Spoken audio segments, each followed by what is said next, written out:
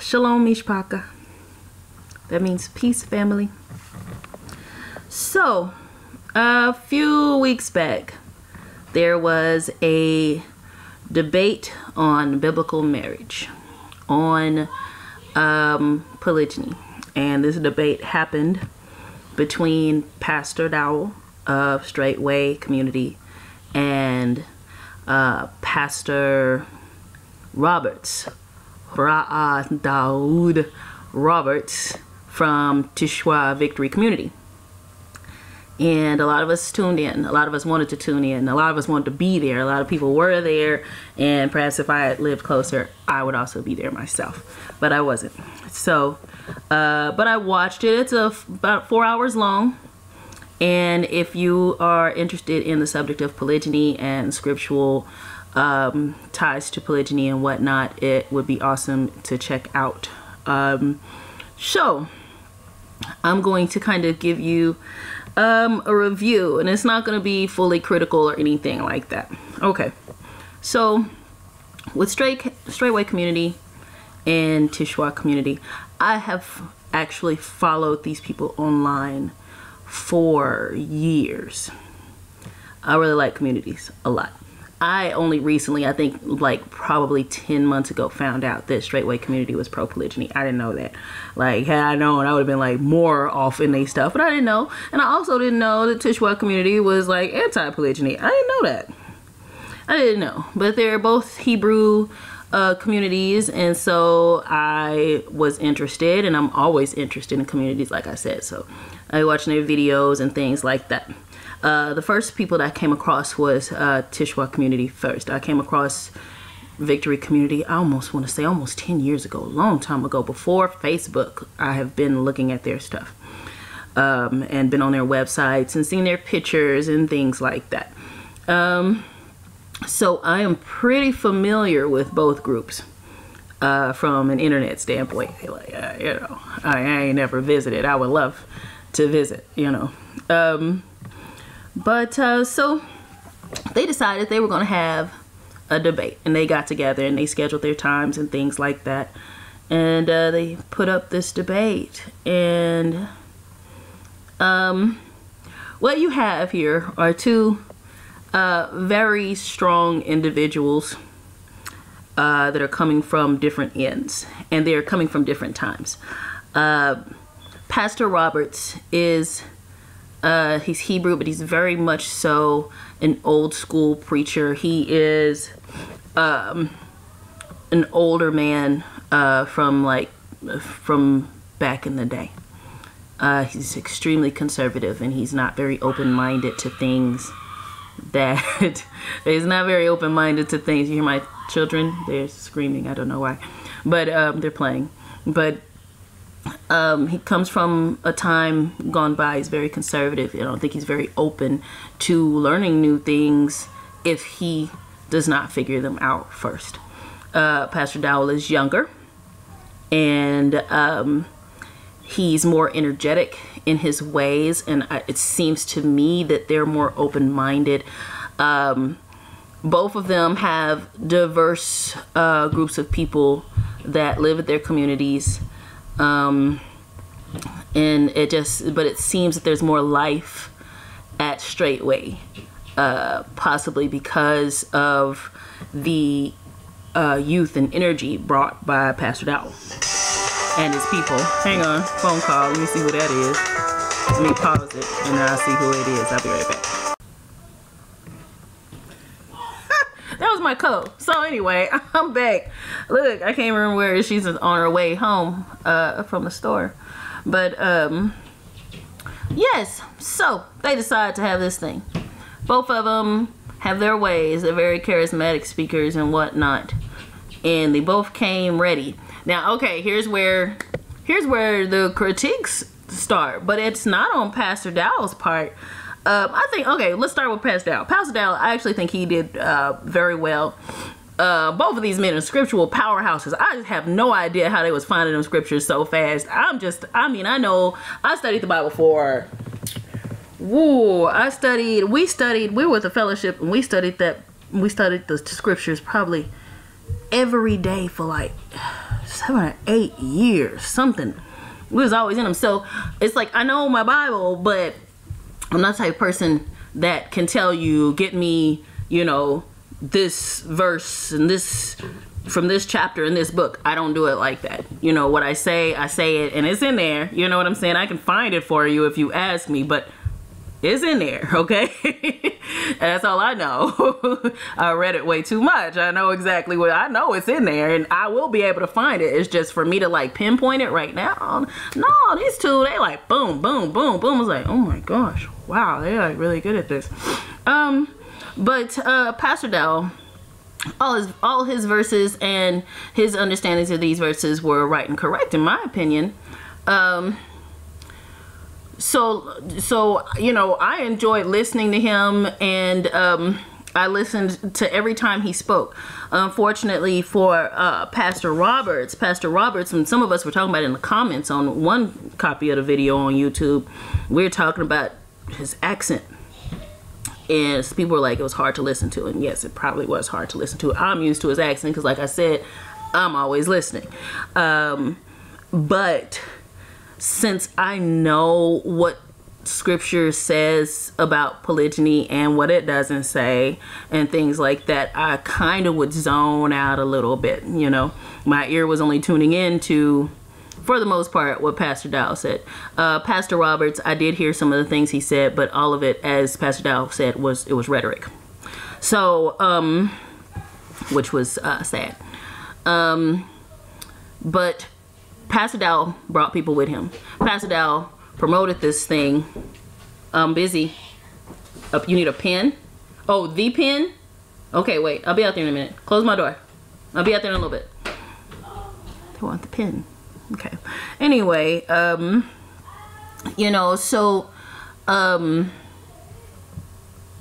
sorry, I get interrupted. This is my life, y'all. Life is busy for me. I am always interrupted. Is she calling me?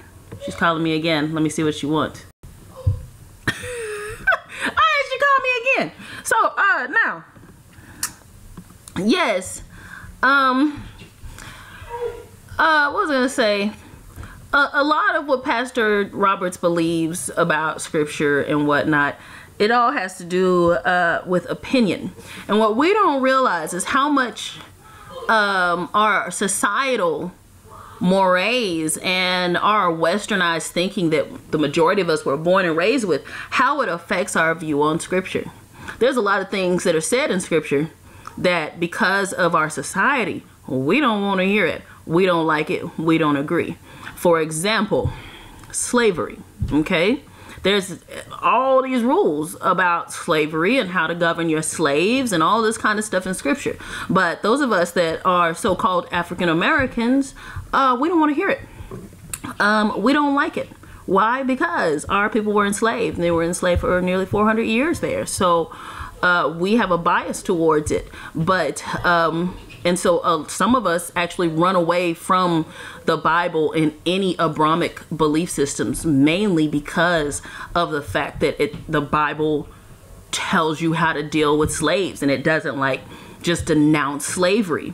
They want something to denounce slavery. Just on a side note, they're not going to find anything that denounces slavery anywhere, just on a side note, okay? So they can, I want to be in my African faiths and my African belief system. Let me explain something. There were slaves in Africa before then. You can move over to Hindu and Buddhism and all this kind of stuff. All these places had slaves. All of these antiquated, I'm saying antiquated, but very, very extremely old ancient belief systems, all of them had slaves, and they all had rules and laws on how to deal with their slaves. So running away from the Bible for that reason is like, it's ridiculous. You're not going to find any respite anywhere, because slavery is everywhere. That being said, this is how he's doing his polygyny thing. It is cognitive dissonance. He is hearing the word here, and he's basically grasping at straws on this subject. I'm not gonna do the pen right now. I'm busy. When I'm done, I'll be in there to do it. Press that button on my door and lock it for me, please. Lock it. Lock it. Now close it. Boy, lock that door. Get out. It will lock if you let it go. Come on now, I'm busy. Be a good boy. Thank you. Go on. Goodbye. Goodbye. I don't think he really locked that door. I think he pretended to lock the door. Anyway, it doesn't seem to me that people understand how the Bible works. If Yahweh doesn't call it a sin, it's kind of not a sin. If you can't find some edict or precept or law or anything in there that says that that thing is a sin, it's not a sin, okay? There is nothing in the Bible that says that polygyny is a sin. There is nothing in the Bible that even points to it, as much as Pastor Roberts and them want people to look at it. You're not gonna find it. Oh yeah, I remember what I was saying. Pastor Roberts brought all his people. He brought people, he invited people, he promoted it and all this kind of stuff. Everybody was there. I knew about it. I was excited. That Pastor Dowell did all it. Pastor Roberts didn't do any of that. Pastor Roberts didn't bring any of his people. The suspicion is that he didn't bring anybody because he knew that this was not a battle that he was going to be able to win.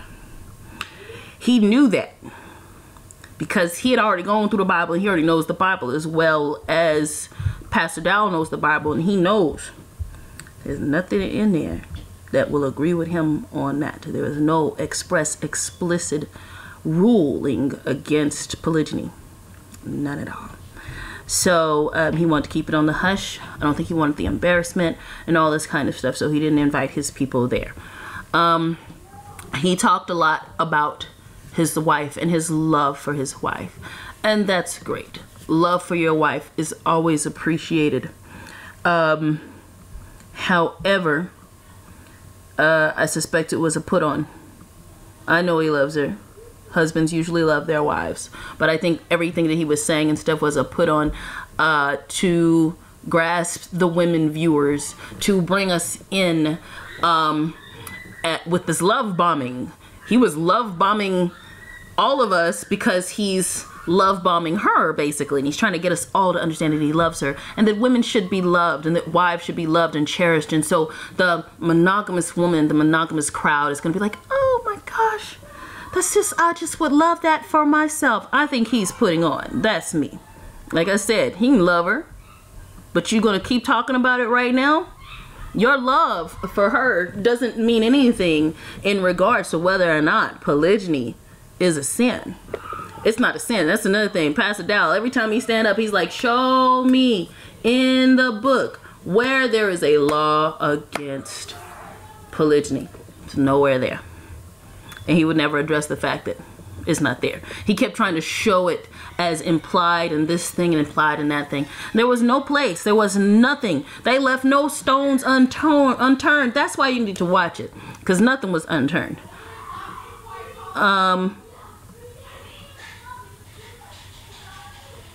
Their playing gets really loud. So you know, what else? They had a discussion about the word Mia when it comes to the New Testament, and it's saying the bishop or the overseer needs to be the husband of one wife, because they were talking about the meaning of the word Mia. This is in the Greek text, okay? And they were saying that Mia means first, and they're right. Mia does mean first, but Mia can also be translated as at least one. Okay, so like all the verses that they mentioned where Mia is, you can take it, and instead of saying first, you can always toss in there at least one, and it still fits. It still fits. So, hang on. I'm busy. You're busy? Yeah, can y'all come back? Sure. Thank you. This is gonna be the jankiest video. I apologize, okay? Because I was just like, interrupted. But you see my shirt. What my shirt say? Homeschooling mom, okay? This is my life right here. Homeschooling mom. All right. So, So yes, it could mean at least one. Now, first of all, on the subject of bishops, the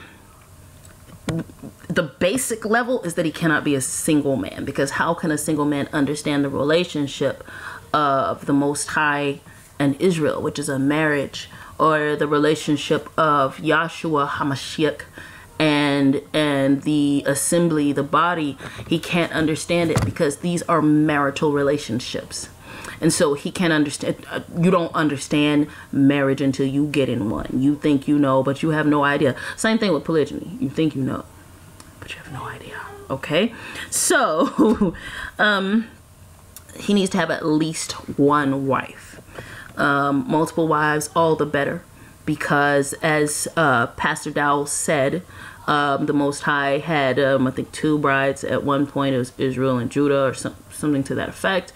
And we know that the Messiah is to have like an individual relationship with each and every one of us, kind of thing as well, which would also be considered polygynous. Okay, so yes, it was quite riveting. I did listen to Pastor Roberts here and there.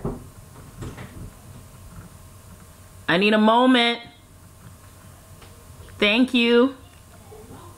This is why I don't do videos too often. This is why. But the video, the debate was pretty good. It made me obviously want to do more videos, and if I find time in my life where I'm not interrupted, and I wish I could have done it earlier, but I was busy all day. I'll start back making videos, because there's a lot of stuff that needs to be addressed that people don't address about this lifestyle. But those of us who are in the lifestyle, those of us who are constantly talking about the lifestyle, because some people anti-polygyny, they hate it so much that they always talking about it. I'm like, if you don't like it, why don't you stay away from stuff? I don't like crack. I stay away from crack. Why don't you stay away? You know, I don't understand. I don't understand. Like, why are you always here? Anyway, those of us that really, at the very least, enjoy the subject of polygyny should absolutely check out this debate. I'm gonna put it down below, and I'm also going to put this wonderful interview that Pastor Dowell does with my friend Sister Gina. I just love her. I love that interview. That was just amazing. And I'm happy to say that Facebook wise, I know this sister and I like her a lot. And every Hebrew sister that hears that interview, if they didn't know her before then, they know her now. And they love it. So if you think you'll be interested, it's gonna be down there too. And I think you need to watch both of them. That's what I think. Okay. Yep.